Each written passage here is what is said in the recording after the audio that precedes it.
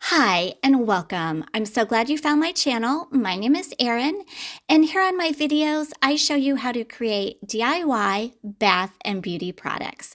So let's go ahead and get started with this week's video. On today's video, I'm going to be showing you how to create this homemade rose face mask. Now, this particular face mask is what's known as a jelly mask, and it is because it has a thick gel-like consistency and feel to it, but it will leave the skin feeling very hydrated. So let me walk you through the step-by-step process on how I make this.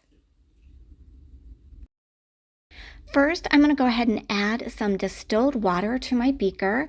This will help to activate the ingredients in the rest of the formula, but it will also help to hydrate and soften the skin. To the distilled water, I'm now going to go ahead and add some rose hydrosol. This will give the face mask a nice light floral aroma, but it also will help to hydrate, soothe, and tone the skin. After adding the rose hydrosol, I'm going to go ahead and set this beaker aside. And in a new beaker, I'm going to go ahead and weigh out some tarragon. Now, this is a natural ingredient and it will act as an emulsifier and thickener. It will give our face mask a nice jelly but yet smooth feel to it. What I like about this is not only will it help to thicken the face mask up, but it will also help to retain moisture on the skin. To the tarragon, I'm now going to go ahead and add another natural thickener, and it is called xanthan gum. Now, when you put these two gums together, what it will do is it will help with the spreadability of the face mask on the skin, and it will also help to really hydrate the skin as well. So now that I have the gums together, I want to create what's known as a slurry. And in order to do that, I'm going to be adding this next ingredient, glycerin. Glycerin will help to make the two dry ingredients wet, but it will also help to hydrate the skin and evenly distribute the gum on the skin. I'm now going to go ahead and stir this really well. I want to make sure that all the ingredients are nicely incorporated, and you want to be patient with this process because it can take a little longer than you expect it to. This is what your slurry should look like at this point. As you can tell, it has a nice thickness to it, but it also is nice and smooth. Now that I have created my slurry, what I'll be doing is I'll be adding just a little bit at a time while I'm stirring this into the water, and this will help to give my face mask a nice texture without any lumps.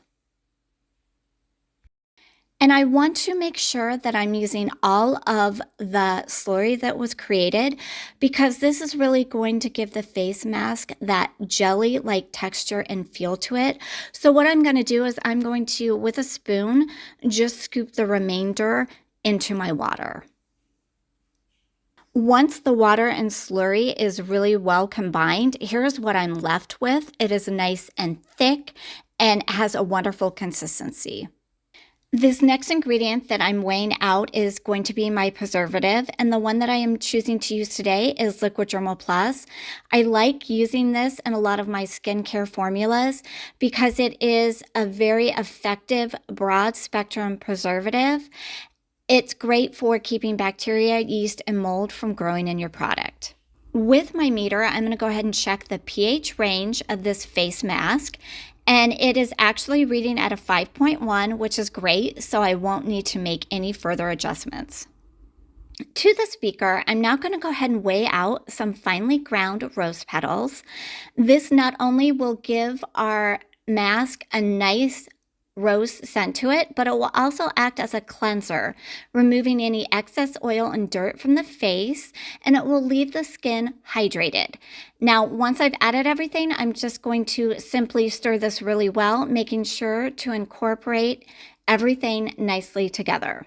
Once everything is nicely incorporated, it's time to go ahead and scoop everything into my jar. I love this formula. The thickness of this mask turned out perfectly, and I love the light pink color that those rose petals added.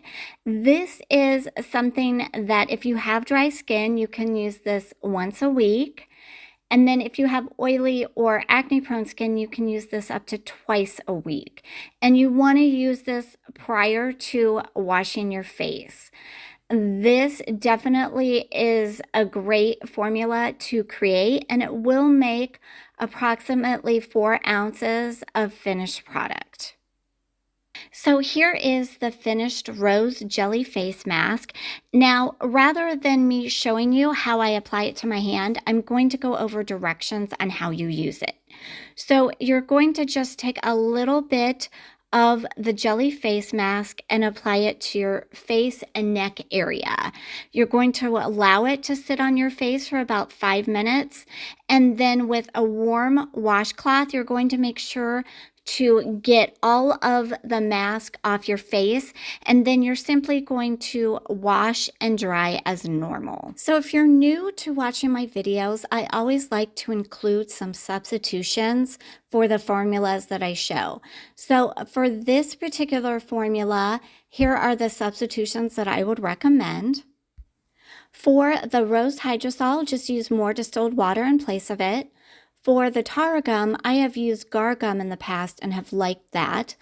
For the glycerin, you could use aloe vera liquid, but just take note that it could change the overall thickness of the finished product.